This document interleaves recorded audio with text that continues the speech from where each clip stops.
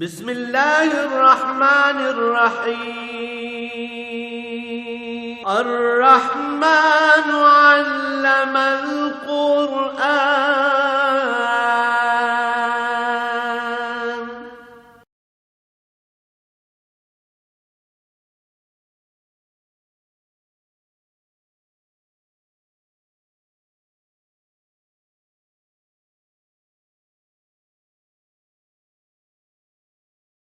الحمد للہ رب العالمین والصلاة والسلام علی حبیبہ محمد وآلہ وصحبہ اجمعین.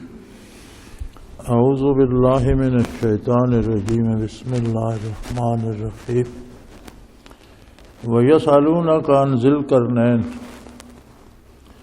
قُلْ سَأَتْلُو عَلَيْكُمْ مِنْهُ ذِكْرًا إِنَّا مَكَنَّا لَهُ فِي الْأَرْضِ وَآتَيْنَاهُ مِنْ كُلِّ شَيْءٍ سَبَبًا فَأَتْبَعَ سَبَبًا حَتَّى إِذَا بَلَغَ مَغْرِبَ الشَّمْسِ وَجَدَهَا تَغْرُبُ فِي عَيْنٍ حَمِيَّةٍ وَوَجَدَ عِندَهَا قَوْمًا قُلْنَا يَا ذَا الْقَرْنَيْنِ إِمَّا أَن تُعَذِّبَ وَإِمَّا أَن تَتَّخِذَ فِيهِمْ حُسْنًا قال أما من ظلم فسوف نعذبه ثم يرد إلى ربه فيعذبه عذابا نكرا وأما من آمن وعمل صالحا فله جزاء الحسنى وسنقول له من أمرنا يسرا. اللهم سبحانك لا علم لنا إلا ما علمتنا إنك أنت العليم الحكيم. مولاي صل وسلم دائما أبدا علی حبیبک خیر الخلق کلہم. وَيَسْأَلُونَكَ عَنْ ذِي الْقَرْنَيْنِ. یہ تین سوال جو کئی بار ذکر ہو چکا. مشرکین مکہ نے علماء یہود سے مدینہ سے منورہ سے پوچھ کر حضور اکرم صلی اللہ علیہ وسلم پر کیے تھے. روح کے بارے، اصحاب کہف کے بارے اور ذوالقرنین کے بارے. یہ دو سوالوں کا جواب گزر چکا. یہ تیسرا ہے.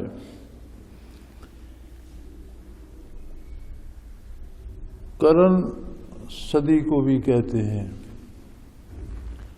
اور 2 صدیوں میں جس کا اقتدار رہا ہو، شہرت رہی ہو کسی بھی شعبے میں، ایسا معروف آدمی جس نے ان دونوں صدیوں کو متاثر کیا ہو، تو اسے بھی ذی القرنین کہا جا سکتا ہے.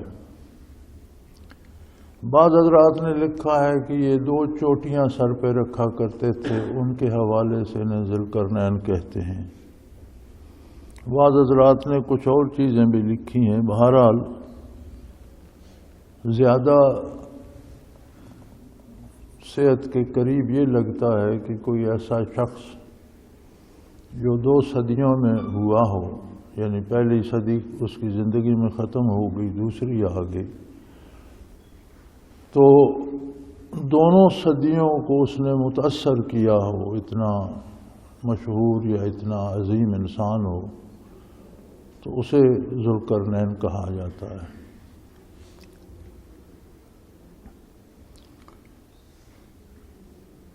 تو آپ سے ذوالقرنین کے بارے سوال کرتے ہیں. علماء نے لکھا ہے کہ ان کا نام سکندر تھا، اور سکندر نام کے کئی معروف اشخاص ہوئے ہیں اپنے اپنے زمانے میں. سب سے آخر میں یہ سکندر مقدونیہ والا ہوا ہے، سکندر اعظم جسے کہتے ہیں، جس نے بہت سی فتوحات کی. لیکن یہ سکندر نہیں ہو سکتا، کیونکہ یہ تو آتش پرست تھا اور مشرک تھا اور ایک ظالم انسان تھا. یہ سکندر کو اور ہوئے ہیں. اور بعض حضرات نے لکھا ہے کہ ان کا اور ابراہیم علیہ السلام کا زمانہ ایک ہے. اللہ بہتر جاننے والا ہے.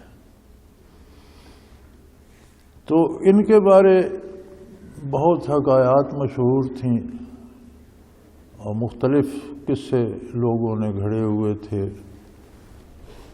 کچھ صحیح تھے، کچھ میں آمیزش ہو گئی، غلط ہو گئی، لیکن بہت سے عجیب و غریب حکایات ان کے بارے زباں زد عام تھیں، ہر کوئی جانتا تھا۔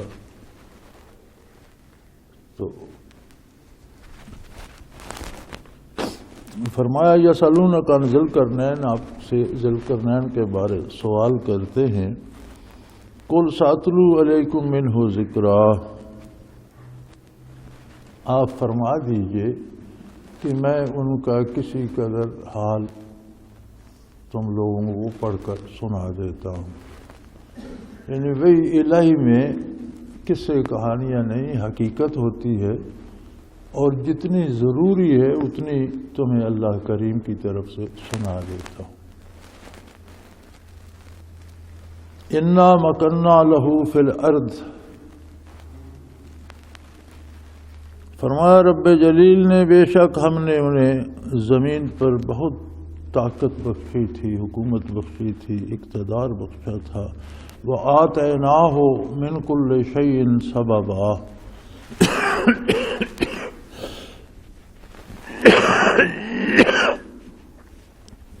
اور ان کی حکومت نری حکومت نہیں تھی، بہت خوشحال حکومت تھی، اور اس کے پاس ہر قسم کے وسائل جمع ہو گئے تھے۔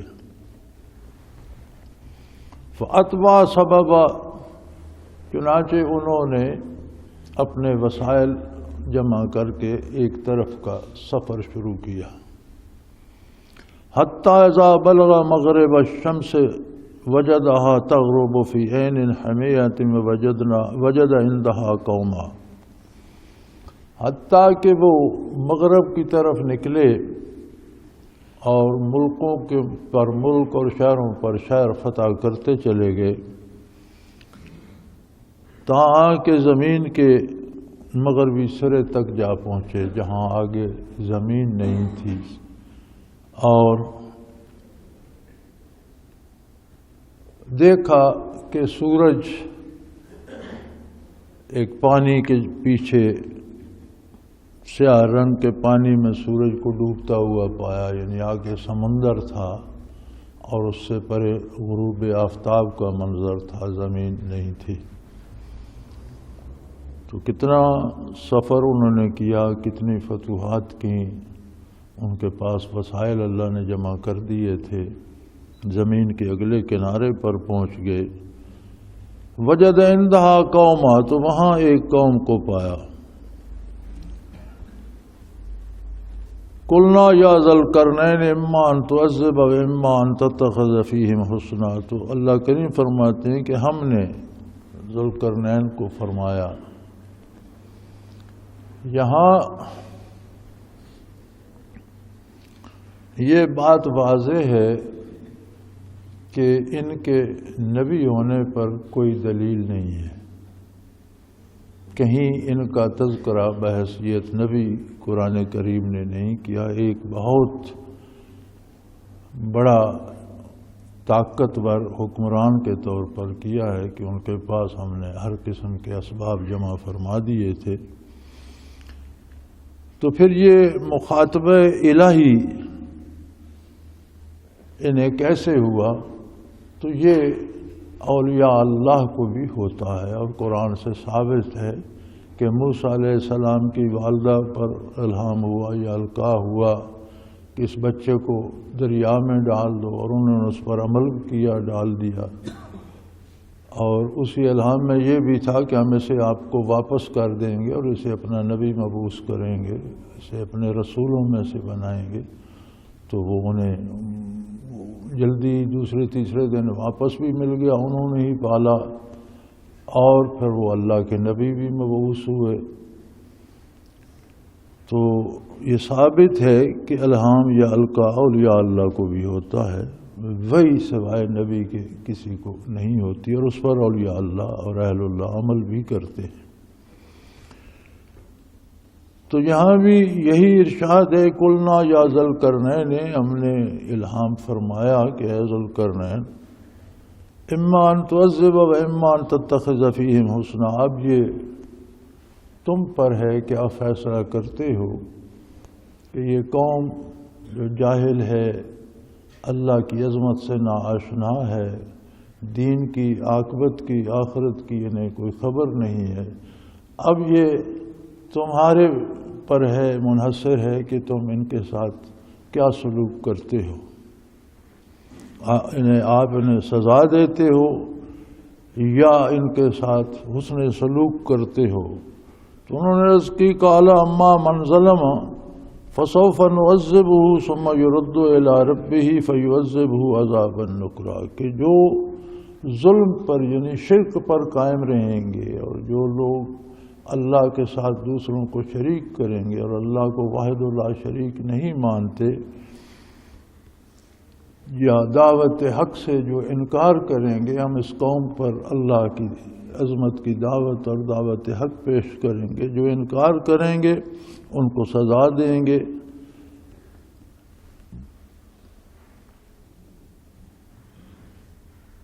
اور ہماری سزا کیا ہے؟ ہم تو دنیاوی سزا ہی دے سکتے ہیں، ہم تو دنیا کی سزا دیں گے، لیکن انہیں واپس اللہ کی بارگاہ میں، اپنے پروردگار کی گارگاہ میں جانا ہے۔ یعذب فیعذبہ عذابا نکرا، اور شرک و کفر اور گمراہی کا بے پناہ عذاب انہیں آخرت میں اللہ کی بارگاہ سے ملے گا۔ ہم کیا عذاب دے سکتے ہیں؟ زیادہ ہوگا تو دنیا کی سزا دیں گے یا قتل ہو جائیں گے، لیکن اصل سزا تو قتل کے بعد شروع ہوگی کہ جو کفر پر اور ظلم پر قتل بھی ہو جائے گا تو پھر اس کی اصل سزا تو مرنے کے بعد شروع ہوگی۔ اور ان کا پروردگار رب العالمین ہے جو اس کی ربوبیت کا تقاضا ہے کہ جیسا عمل ہو اس پر ویسا اجر مرتب فرمائے۔ کہ گندم بوتا ہے تو ربوبیت اس پر گندم کے دانے لگاتی ہے، اور کوئی جو بوتا ہے تو اس پر جو ہی لگتے ہیں۔ تقاضا ربوبیت اس کا انجام اس کی حقیقت اور اس کی اصلیت اور اس کی فطرت کے مطابق ہو۔ تو کفر و شرک اور برائی کا انجام عذاب اور جہنم ہے۔ تو دنیا کا عذاب کیا ہے؟ ہم بڑی سے بڑی سزا بھی دیں گے تو آدمی بھگت جائے گا یا مر جائے گا، قتل ہو جائے گا۔ تو اصل سزا تو انہیں ان کا رب کریم دے گا، جو ان کے اعمال پر جزا مرتب فرمائے گا، اور وہ عذاب بہت برا اور بہت سخت، عذاب نکرا، بہت نرالا عذاب ہوگا، بڑا دکھ دینے والا، بہت شدید عذاب ہوگا۔ وَأَمَّا مَنْ آمَنَ وَعَمِلَ صَالِحًا، اور جن لوگوں نے ایمان قبول کیا، اور ایمان کے ساتھ قرآن کریم میں آپ اکثر جگہ پر بلکہ ہر جگہ پر دیکھیں گے کہ آمن و عمل الصالحات، آمن و عمل صالحہ، یعنی عمل صالح کی قید ہوتی ہے ساتھ۔ ایمان کیا ہے؟ ایمان یہ ہے کہ اللہ اور اس کے رسول کی اطاعت کی جائے۔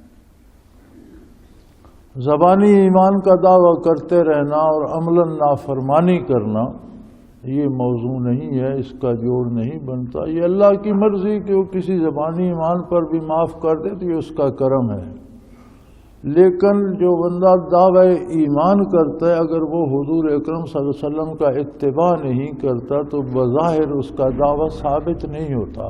ہر دعویٰ جو ہے وہ اپنے گواہوں پر ثابت ہوتا ہے، شہادتوں پر ثابت ہوتا ہے، اور ایمان لانا ایک دعویٰ ہے، اعمال اس کے گواہ اور شہادتیں ہیں۔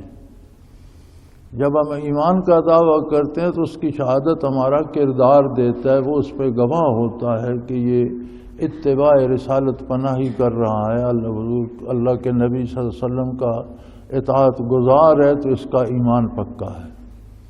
تو ہمیں خود اپنا اندازہ کرنا چاہیے، دوسروں کی طرف ہی نہ دیکھتے رہیں، اپنا تجزیہ کرنا چاہیے کہ الحمدللہ میں مسلمان ہوں، میرا دعوی ایمان ہے، اللہ میرا ایمان قبول فرمائے، لیکن کیا میرا کردار میرے ایمان اور یقین کے مطابق ہے؟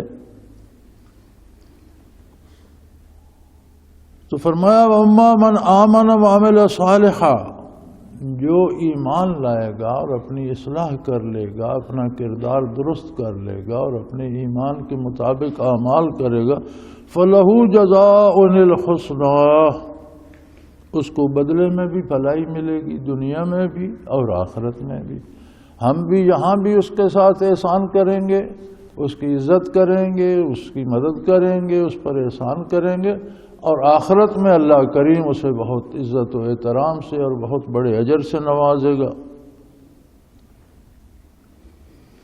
وَسَنَقُولُ لَهُ مِنْ أَمْرِنَا يُسْرًا، ہم بھی اس کے ساتھ نرم بات کریں گے، اس پر مہربانی کریں گے، کرم سے پیش آئیں گے، اور جب دنیا سے جائے گا تو اللہ کریم حقیقی نعمتیں تو دینے والا وہ ہے، رب کریم ہے، وہ اسے بہت انعامات سے نوازے گا۔ ثم اتبع سببا، جب ادھر سے فارغ ہوئے تو پھر ایک سامان سفر درست کیا اور پھر ایک سمت کو چلنے کا ارادہ فرمایا اور سامان سفر درست کیا، حتی اذا بلغ مطلع الشمس، حتیٰ کہ مغرب کی ان سرحدوں پر جا پہنچے جہاں سے طلوع آفتاب کا منظر نظر آتا تھا، آگے زمین نہیں تھی، یعنی دنیا کے مشرقی کنارے پر پہنچ گئے۔ حتیٰ اذا بلغ مطلع الشمس، حتیٰ کہ سورج کے طلوع ہونے کے مقام پر پہنچے، وجدہا تطلع علی قوم لم نجعل لهم من دونہا سترا، تو جب دوسرے کنارے پر پہنچے تو وہاں ایک عجیب قوم دیکھی، وہ ایسے لوگ تھے جنہیں اللہ کریم فرماتے ہیں کہ ہم نے ان کو مکان بنانا بھی نہیں سکھایا تھا، دھوپ گرمی سردی میں ایسے ہی رہتے تھے۔ ایسی قوم سے واسطہ پڑا جن کے پاس کوئی اوٹ نہیں تھی، کوئی گھر کوئی مکان بنانے کا تصور نہیں تھا۔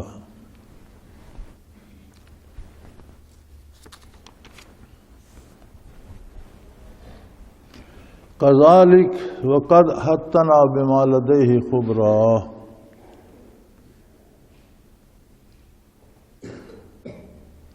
اور واقعہ حقیقتاً اسی طرح تھا۔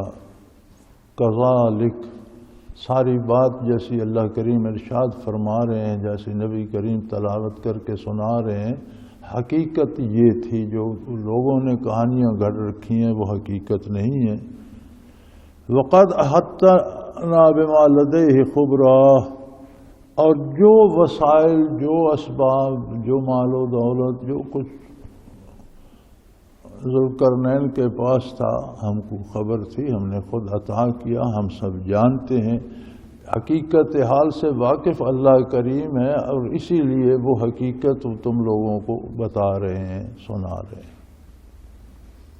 ثم اتبع سببا، مشرق سے فارغ ہوئے، اس قوم کے ساتھ کیا کیا، کیا ہوا، یہ ذکر اللہ کریم نے نہیں فرمایا ہے، یہ قرآن کریم نے نہیں فرمایا۔ جیسے جو مغرب میں ملے تھے ان کا تذکرہ تو فرمایا کہ ان پر ایمان پیش ہوا، جو ایمان لائے ان کی عزت ہوئی، جو کفر پر رہے انہیں سزا دی گئی، اور وہ کفر پر مریں گے بھی تو سزا پائیں گے، یہ ایمان پر مریں گے بھی تو انعام پائیں گے۔ یہاں اس قوم کا حال ایسا ہی یقیناً ہوا ہوگا، لیکن قرآن کریم نے اس کا تذکرہ نہیں فرمایا۔ فرمایا انہوں نے پھر سامان سفر باندھا اور شمال کی جانب چل نکلے، حتیٰ اذا بلغ بین السدین، حتیٰ کہ وہ ایسے بلند پہاڑوں تک پہنچ گئے، عظیم پہاڑوں تک جو شمال میں پائے جاتے ہیں۔ تو وہاں ایک وادی دیکھی جس کے دونوں جانب بہت ہی بلند پہاڑ تھے جن پر چڑھا نہیں جا سکتا تھا، اور وہ وادی تھی۔ وجد من دونہما قوما لا یکادون یفقہون قولا، اور ان پہاڑوں کے پیچھے ایک ایسی قوم دیکھی جو بات سنتے بھی نہیں تھے، سمجھتے بھی نہیں تھے۔ یہ تذکرہ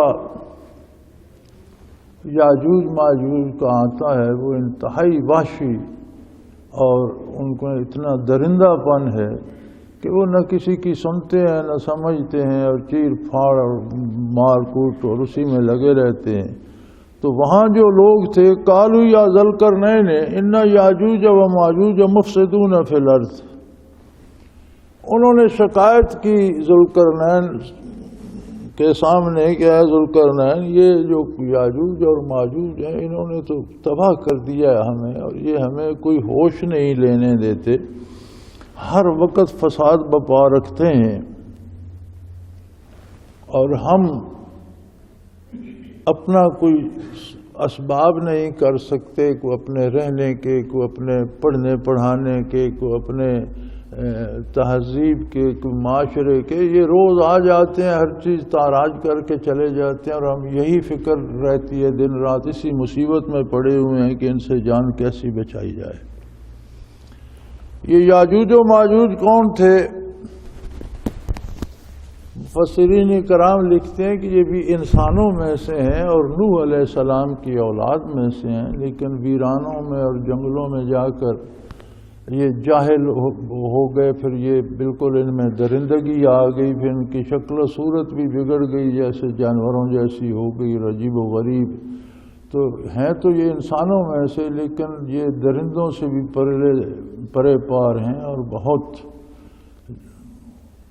ظالم اور جاہل اور توڑ پھوڑ اور مار دھاڑ اور ہر چیز لوٹنے والے اور اس طرح کی قوم ہے۔ اور شمالی پہاڑوں میں کہیں بلند پہاڑ تھے، ان کے درمیان وادی ہے جس میں یہ رہتے ہیں۔ وادی سے نکلتے تو ہر چیز تباہ کر دیتے، تاراج کر دیتے۔ تو جو لوگ وادی کے باہر رہتے تھے انہوں نے عرض کی کہ اگر آپ مہربانی کریں تو ہم آپ کے لیے کوئی پیسے جمع کرتے ہیں، اخراجات ہم جمع کرتے ہیں، دولت جمع کرتے ہیں، اور آپ ان کے لیے کوئی رکاوٹ بنا دیجئے کہ یہ روز ہمیں آ کر تاراج نہ کرتے رہیں، اور اس کا کوئی اہتمام کیجئے۔ یا ذوالقرنین ان یاجوج و ماجوج مفسدون فی الارض، کہ اے ذوالقرنین یہ یاجوج اور ماجوج نے تباہی پھیلا رکھی ہے، ہمیں تو یہ ہوش ہی نہیں لینے دیتے، کبھی رات کو آ دھمکتے ہیں، کبھی دن کو آ دھمکتے ہیں، ان کا نہ کوئی وقت ہے نہ کوئی ان کا پروگرام ہے، جب جی چاہتا ہے دوڑاتے ہیں، اور ہر چیز تباہ کر کے چلے جاتے ہیں، انسانوں کو قتل کر دیتے ہیں، مکان گرا دیتے ہیں، کھانے پینے کی چیزیں کھا پی جاتے ہیں، لوٹ کر لے جاتے ہیں۔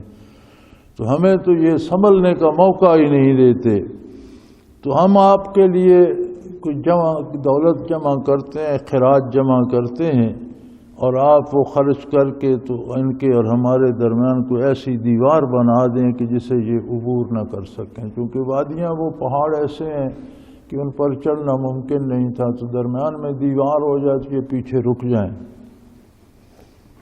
قال ما مکنی فیہ ربی خیر فاعینونی بقوۃ اجعل بینکم وبینہم ردما۔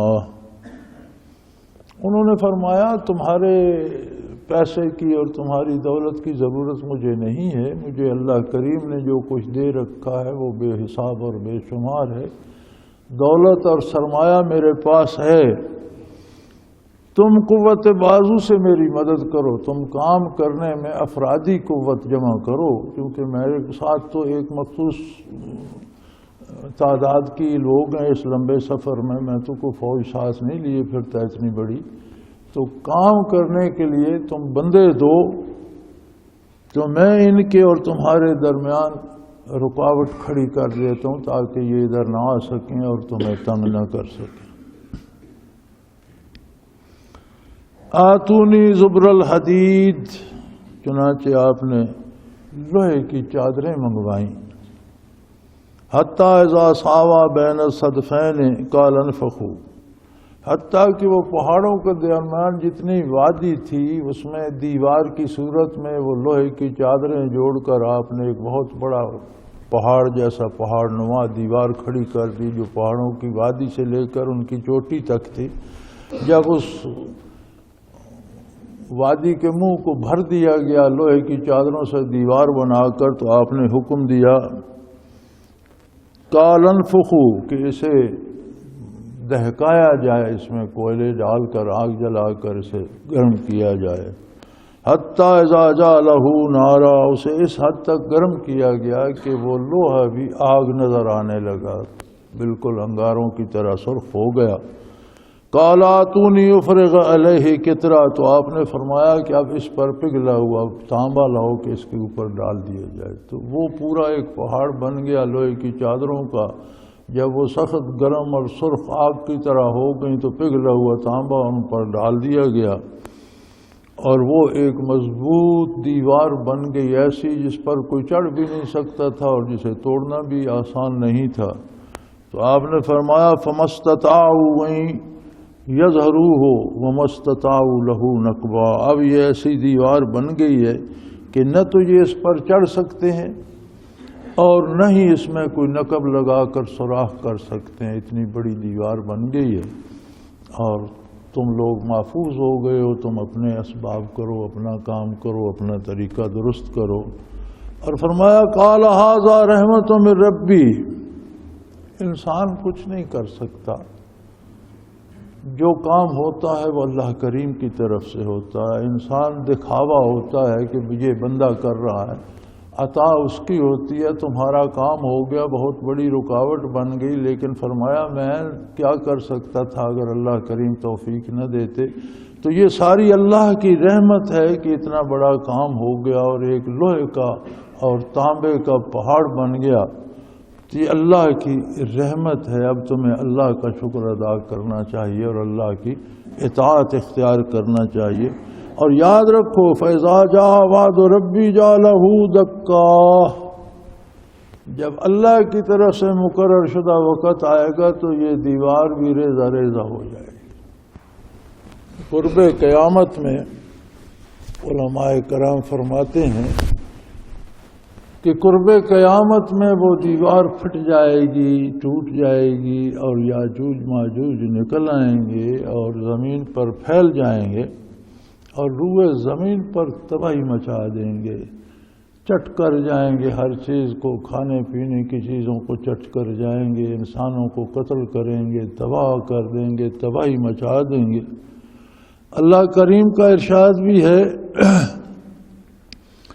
جیسے انہوں نے فرمایا کہ وَإِذَا جَاءَ وَعْدُ رَبِّي جَعَلَهُ دَكًّا، جب اللہ کریم کا وعدہ آئے گا، مقرر شدہ وقت آئے گا تو یہ ہر چیز تباہ ہو جائے گی۔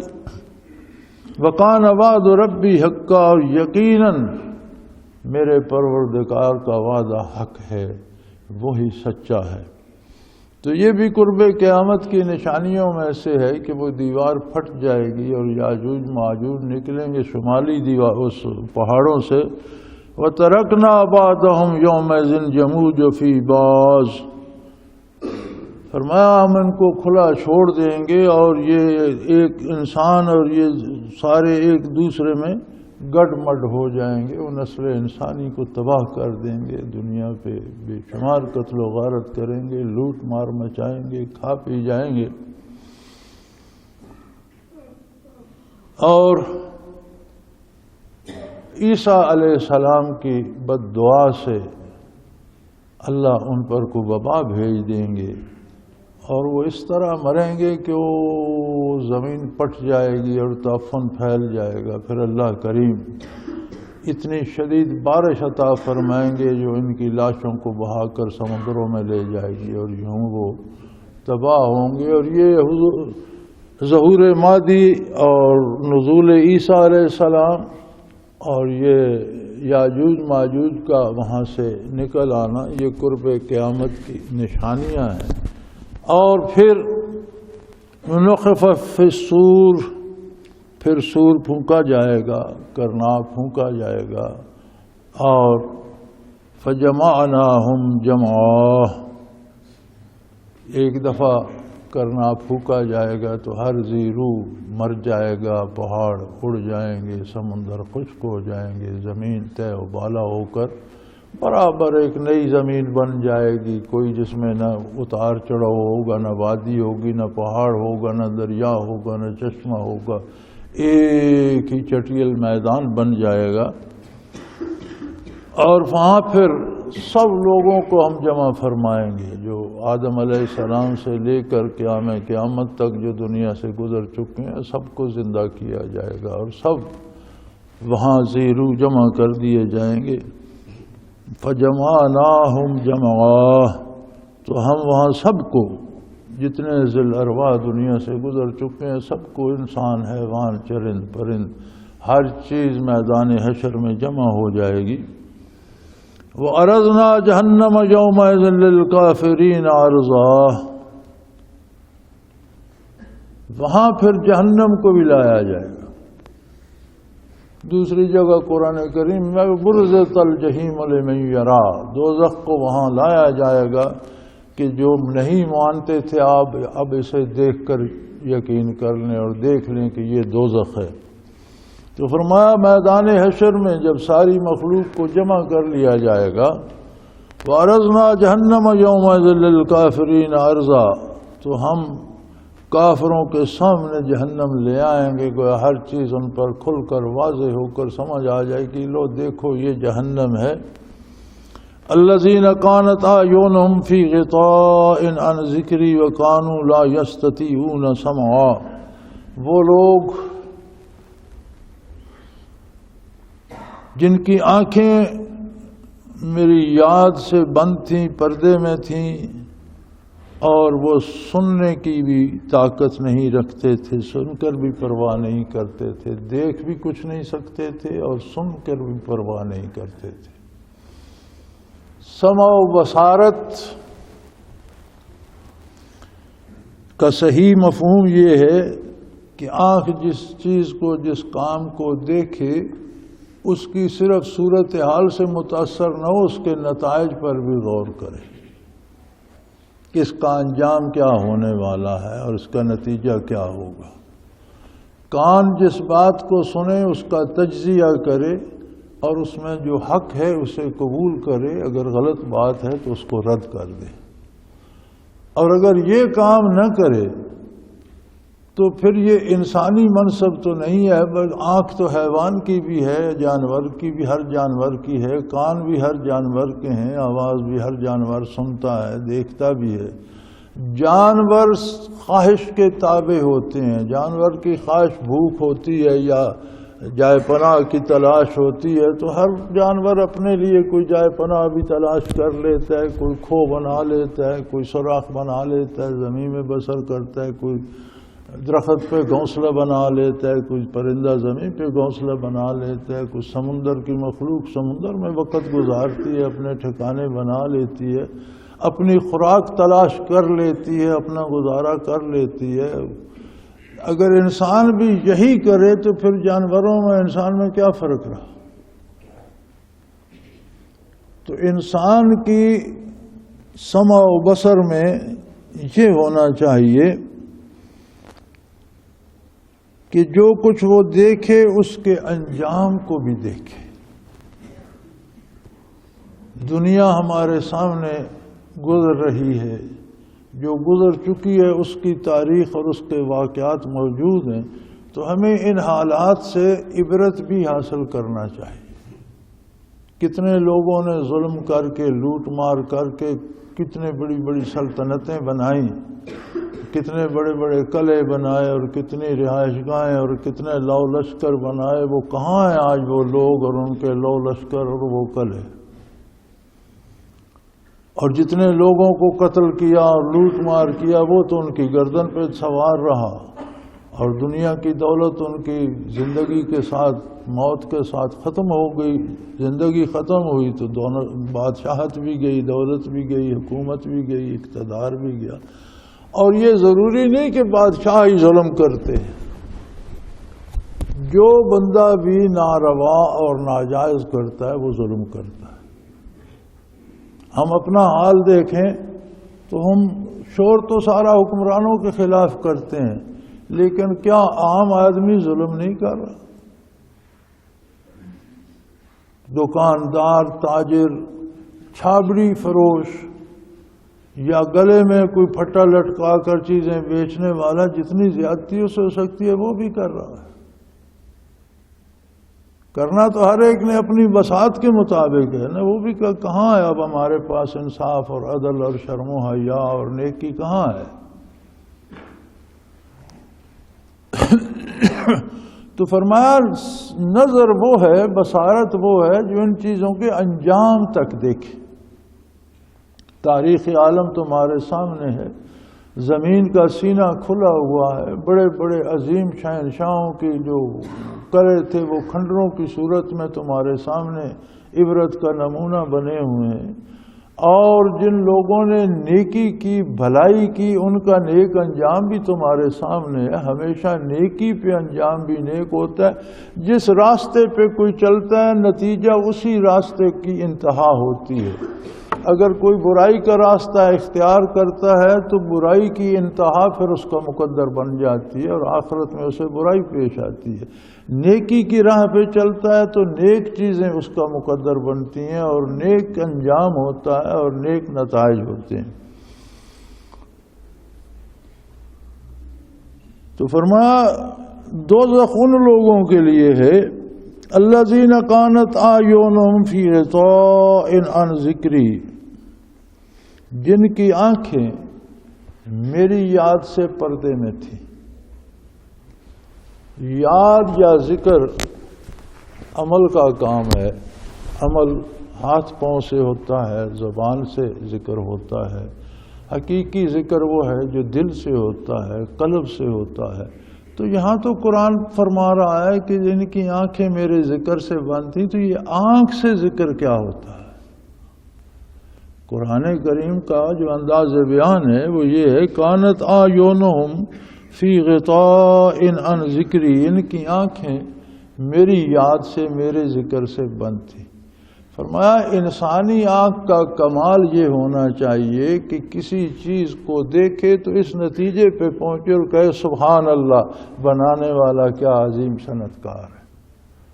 تو یہ بصارت کی وجہ سے یاد الہی نصیب ہو گئی، ذکر الہی نصیب ہو گیا۔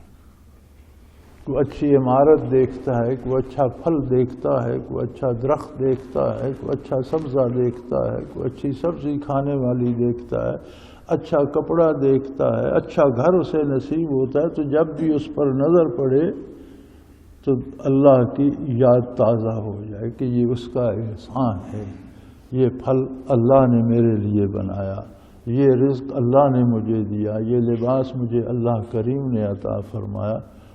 تو یہ آنکھ کا ذکر ہے۔ تو وہ آنکھ انسانی آنکھ نہیں، وہ تو حیوانی آنکھ بھی چیزیں تو دیکھتی، ایک جانور کو چھوڑ دیں تو وہ خشک چارہ چھوڑ کر دوسری طرف سبز ہو تو سبزے پہ چلا جائے گا، یہ تمیز تو اسے بھی ہے، لیکن اسے یہ نہیں پتا کہ یہ خشک چارے کا خالق بھی وہی ہے اور سبزے کا خالق بھی وہی ہے۔ وہ وہاں تک اس کی نگاہ نہیں پہنچتی، اس کو اللہ نے استعداد ہی نہیں دی۔ لیکن انسان تو جس چیز کو دیکھے، اگر کسی کے تباہ شدہ قلعے دیکھے تو اسے عبرت حاصل ہو کہ ان لوگوں نے اللہ کی نافرمانی کی اور اس نے انہیں برباد کر دیا، اجڑی ہوئی بستیاں اور ویرانے اور تباہ شدہ مکانات اسے اللہ کی یاد دلائیں۔ عالی شان محلات دیکھے تو پھر بھی اللہ کی یاد آئے کہ اب اللہ نے ان پر احسان کیا ہے اور انہیں یہ نعمتیں عطا کر دی۔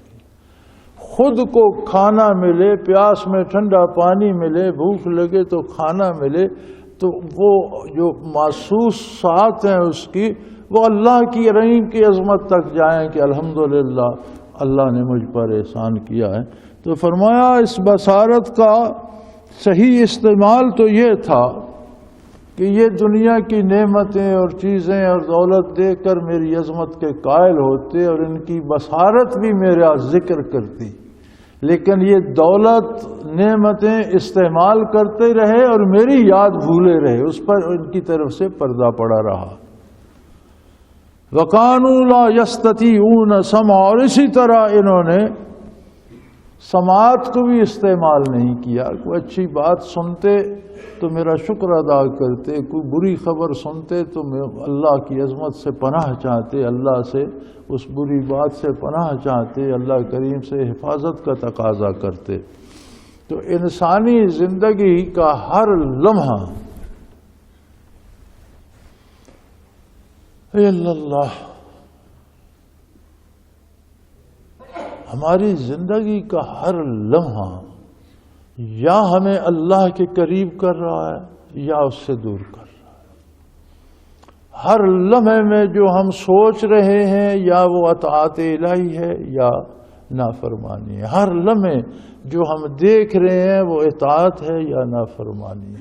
ہر لمحے جو کر رہے ہیں وہ اطاعت ہے یا نافرمانی ہے. ایک بزرگ سے کسی نے سوال کیا تھا کہ مجھے کوئی طریقہ بتائیں کہ میری اصلاح ہو جائے. انہوں نے فرمایا آسان سا کام ہے.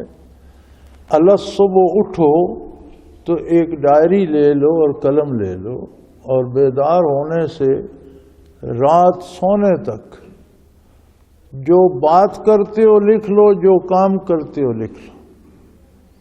رات سونے سے پہلے ایک دفعہ اس سارے کو پڑھ لینا، تمہیں اندازہ ہو جائے گا کہ دن بھر میں تم نے کتنی اطاعت کی ہے اور کتنی نافرمانیاں کی. پھر تمہیں اس دن کا اندازہ ہوگا کہ جب بلوغت سے لے کر وفات تک کے ہر دن ہر لمحے کا محاسبہ ہوگا کہ کتنی اطاعت کی اور کتنی نافرمانیاں کی. تو اللہ کرے تمہاری اصلاح ہو جائے. لیکن ہماری مصیبت یہ ہے کہ ہم محاسبہ تو سارا دن کرتے دوسروں کا رہتے ہیں. فلاں نے یہ غلطی کی، فلاں نے یہ برائی کی، فلاں نے یہ کیا، فلاں نے یہ کیا. جن سے تعلق ہو ان کی نیکیاں گنتے رہتے ہیں. فلاں بڑا اچھا ہے، اس نے یہ اچھا کام کیا، اس نے یہ اچھا کام کیا. سب سے پہلے مقدم ہے کہ ہم اپنا جائزہ لیتے رہیں کہ کیونکہ ہمیں وہ بھگتنا ہے جو ہم نے کیا.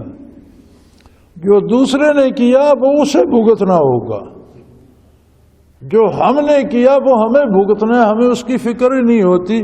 تو قرآن کریم کی یہ آیات اس طرف توجہ دلا رہی ہیں. ہمارا تو عالم یہ ہے، جب زندگی ختم ہونے پہ آتی ہے نا تو پھر ہم بڑے چیختے چلاتے ہیں، ڈاکٹروں کے پاس بھاگتے ہیں، پیروں کے پاس بھاگتے ہیں، تعویذ لیتے ہیں، دم کراتے ہیں، لیکن موت نہیں ٹلتی.